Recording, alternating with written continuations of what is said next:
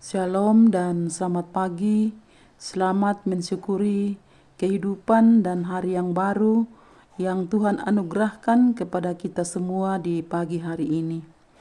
Mengawali aktivitas hari ini, mari sejenak meluangkan waktu kita untuk membaca, mendengar, dan merenungkan firman Tuhan sesuai bacaan harian Gereja Toraja hari Selasa tanggal 7 April 2026, terambil dari Kolose pasal 3 ayat 12 sampai 17.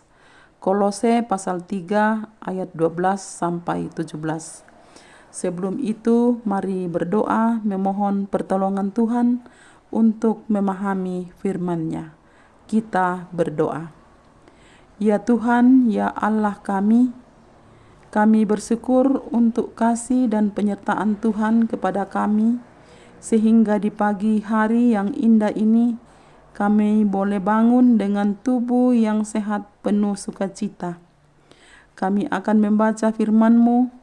Ya Roh Kudus, tolong kami, beri kami hikmat dan pengertian, sehingga firman Tuhan mampu kami pahami, terlebih kami mampu lakukan dalam kehidupan yang Tuhan masih akan anugerahkan bagi kami.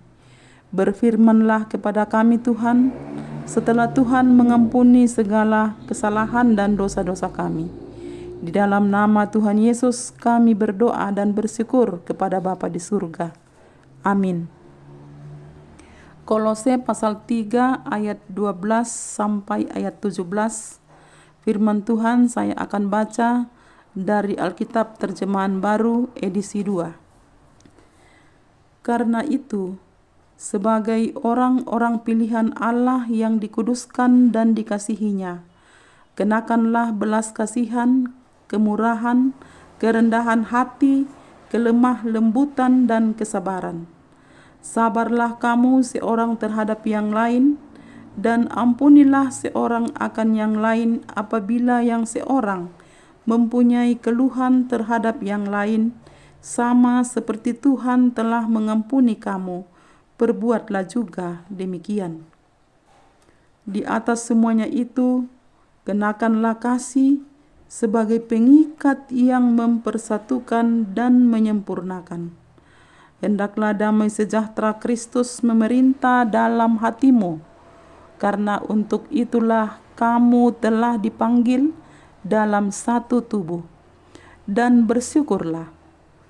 Hendaklah perkataan Kristus tinggal dengan limpahnya di antara kamu, sehingga kamu dengan segala hikmat mengajar dan menegur seorang akan yang lain, dan sambil menyanyikan mazmur, puji-pujian dan nyanyian rohani, kamu mengucap syukur kepada Allah di dalam hatimu. Segala sesuatu yang kamu lakukan dengan perkataan dan perbuatan, lakukanlah semuanya itu dalam nama Tuhan Yesus, sambil mengucap syukur melalui Dia kepada Allah Bapa. Amin. Dari bacaan firman Tuhan hari ini, Kolose pasal 3 ayat 12 sampai 17, saya berikan satu tema, hidup sebagai orang-orang yang dipilih Tuhan. Hidup sebagai orang-orang yang dipilih Tuhan. Saudara-saudara dan anak-anak sekalian yang dikasihi Tuhan Yesus Kristus, memilih dan dipilih. Kita semua mungkin pernah mengalaminya, pernah memilih, juga pernah dipilih. Renungan pagi ini akan mengungkapkan beberapa hal yang melekat pada diri orang-orang sebagai pilihan Tuhan. Ayat 12 bacaan ini mengungkapkan tentang kondisi orang-orang yang dipilih oleh Tuhan, bahwa orang-orang tersebut di atas mesti memiliki belas kasihan, kemurahan, kerendahan hati, kelemah lembutan, dan kesabaran. Dalam kesemuanya itu, betapa pentingnya orang-orang pilihan Tuhan mengedepankan kasih di dalam Yesus Kristus dalam hubungan dengan sesama. Ayat 14. Sabar dan saling mengampuni. Ayat 13. Untuk menyempurnakannya, maka demi damai sejahtera Kristuslah yang menguasai dan memerintah di dalam hati setiap orang pilihan Tuhan. Ayat 15 bacaan kita. Kita fokus kepada Kristus sebagai tujuan dan teladan kita.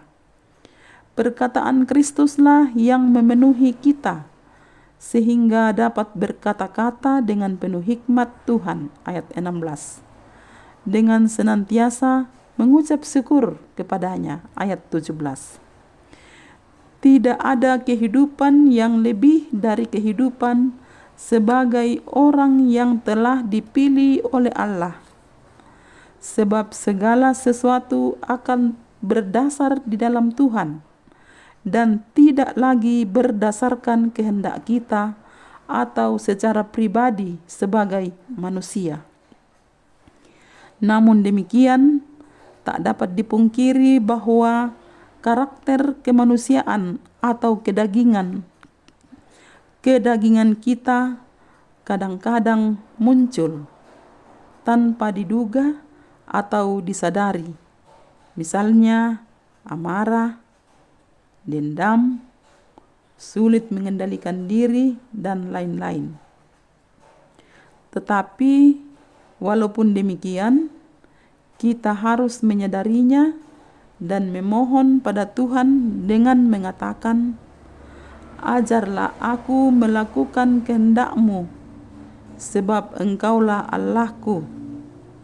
Kiranya Roh-Mu yang baik itu menuntun aku di tanah yang rata." Mazmur 143 ayat 10. Maka dalam kesadaran demikian, kita memaknai jika kehidupan yang kita jalani mengupayakan kehidupan di dalam Tuhan dan terus menampakkan perbedaan hidup antara orang-orang pilihan Tuhan dan orang-orang yang bukan pilihan Tuhan. Yesus Kristus telah bangkit dan menang atas kuasa maut. Demikianlah kehidupan sebagai orang-orang pilihannya akan diberkati dan menampakkan kasih-Nya yang sempurna. Roh Kudus yang akan menyempurnakan pemahaman kita tentang firman Tuhan ini. Terpujilah Kristus. Amin. Mari kita berdoa. Ya Tuhan, ya Allah kami, bersyukur untuk waktu sesaat Tuhan berikan kepada kami untuk memahami firman-Mu. Biarlah firman Tuhan akan kami hidupi setiap waktu menjadi terang bagi jalan kami. Bapa di surga, kami berdoa untuk saudara-saudara kami yang bergumul karena bermacam-macam hal, bermacam-macam pergumulan. Tuhan, tolong bantu mereka dan pakai kami semua untuk saling mendoakan dan saling menolong, saling menopang kepada saudara-saudara kami, sehingga kami semua semakin meyakini bahwa Yesus Kristus selalu ada dan hadir untuk kami dalam situasi apapun, sehingga dari dalamnya Tuhan dimuliakan. Berdoa buat yang berduka cita, Tuhan hiburkan dan kuatkan, sehingga mampu melewati dan menjalani masa-masa pergumulan mereka.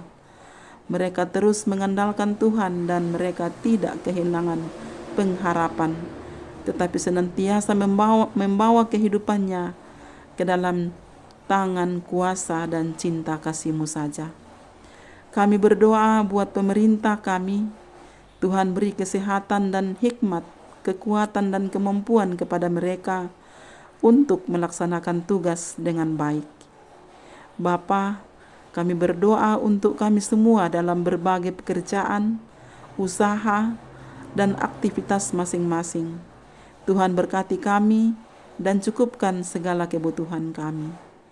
Ini doa syukur dan permohonan kami Tuhan, yang kami sampaikan kepadamu hanya di dalam Yesus Kristus, itulah Tuhan dan Juru Selamat kami yang satu-satunya. Amin. Demikian renungan firman Tuhan pagi ini. Selamat beraktivitas. Tuhan Yesus memberkati.